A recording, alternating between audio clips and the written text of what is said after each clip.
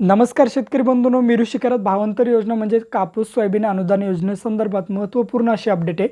खरीप हंगाम 2023 मध्ये तुम्ही शेतकरी बंधूंनी ई पीक पाहणी केली, पण तरीसुद्धा कृषी विभागाच्या माध्यमातून एक यादी प्रसिद्ध करण्यात आली होती आणि या यादीमध्ये तुमचं नाव नाही। आता या शेतकऱ्यांनी नेमकं करायचं काय? आणि दुसरं महत्त्वाचं पॉईंट, ज्यांचं सामायिक क्षेत्र आहे त्या सामायिक क्षेत्रवाल्यांना आता या ठिकाणी नवीन बदल करण्यात आले आणि त्यांना नवीन परत आता डॉक्युमेंट द्यायचे आहेत। आता जर तुमचं यादीमध्ये नाव नसेल आणि तुम्हाला नवीन डॉक्युमेंट्स सामायिक क्षेत्रवाल्यांना कोणकोणते द्यायचे आहेत याची ए टू झेड माहिती आपण या व्हिडिओच्या माध्यमातून बघणार आहे। तर शेतकरी बंधूंनो, व्हिडिओ नक्की तुम्ही शेवटपर्यंत बघा। आपल्या चॅनलवर जर तुम्ही पहिल्यांदाच आला असाल तर चॅनलला सबस्क्राईब करून ठेवा। असेच नवनवीन व्हिडिओ आम्ही तुमच्यासाठी घेऊन येतो।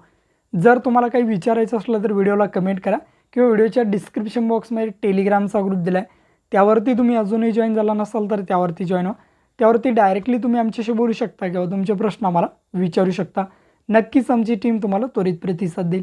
चला तर या ठिकाणी व्हिडिओला सुरुवात। तर शेतकरी बंधू, पहिला मुद्दा बघा, जर तुम्ही खरीप हंगाम 2023 मध्ये ई पीक पाहणी केली आणि कृषी विभागाच्या माध्यमातून जी यादी प्रसिद्ध करण्यात आली होती त्या यादीमध्ये तुमचं नाव आहे, तुम्ही डॉक्युमेंट तुमच्या कृषी विभागाकडे जमा करायची। येणाऱ्या 10 तारखेपर्यंत तुमच्या खात्यावरती ही रक्कम वितरित केली जाईल। आता दुसरा महत्त्वाचा पॉईंट येतो बघा, शेतकरी बंधूंनो, तुम्ही खरीप हंगाम 2023 मध्ये ई पीक पाहणी केली, पण तरीसुद्धा तुम्हाला या ठिकाणी कृषी विभागाच्या माध्यमातून जी यादी प्रसिद्ध करण्यात आली होती त्या यादीमध्ये तुमचं आता नाव नाही। तुम्ही काय करायचं आहे, तुम्ही शेतकरी बंधूंनो महाबुलेक वेबसाईटवरती जायचं आणि तेथे तुमचा डिजिटल सातबारा डाउनलोड करायचं। 15 रुपयाचं शुल्क तुम्हाला या ठिकाणी आकारलं जाईल, हे शुल्क द्यायचं आहे आणि तुमचा डिजिटल सातबारा डाउनलोड करून त्याची प्रिंट करायची। आता या ठिकाणी बघू शकता, यावरती या शेतकऱ्यांचं या ठिकाणी यादीमध्ये नाव नाही आहे, पण यांनी ई पीक पाहणी केली आणि या ई पीक पाहणीचा पुरावा म्हणून हा सातबारा तुम्ही या ठिकाणी कृषी विभागाकडे जमा करू शकता। या ठिकाणी बघू शकता, या सातबाऱ्यावरती ई पीक पाहणीची नोंदी झालेली आहे, पण यादीमध्ये नाव नाही। आता या शेतकऱ्यांनी काय करायचं आहे, तुमचं आधार कार्ड, संमतीपत्र आणि हा सातबारा हे 3 डॉक्युमेंट घ्यायचे आणि तुमच्या कृषी विभागाकडे जमा करायचे आहेत। कृषी सहाय्यक किंवा कोणाकडेही तुम्ही कृषी विभागाकडे जायचं आहे आणि तेथे जमा करायचे। हा डाटा कृषी सहाय्यकाच्या माध्यमातून अपडेट केला जाईल आणि अपडेट केल्यानंतर लवकरच तुमच्या खात्यावरती रक्कमसुद्धा वितरित केली जाईल। आता तिसरा पॉईंट येतो बघा शेतकरी बंधू, सामायिक क्षेत्रवाले।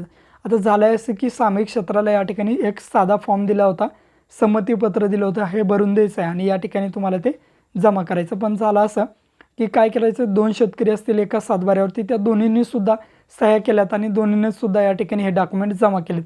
अशा गोंधळ उडाला आहे आणि त्यामुळे काय करण्यात आलं आहे, तर आता तुम्हाला एक ॲफिडेविट बनवायचं आहे। ज्यांचं सामायिक क्षेत्र असेल त्या शेतकऱ्यांनी ॲफिडेविट बनवायचं आहे आणि ॲफिडेविट बनवून या ठिकाणी तुम्हाला कृषी विभागाकडे जमा करायचं।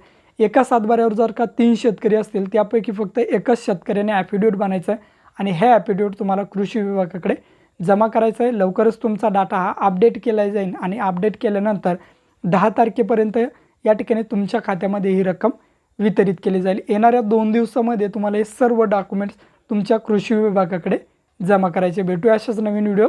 जय हिंद।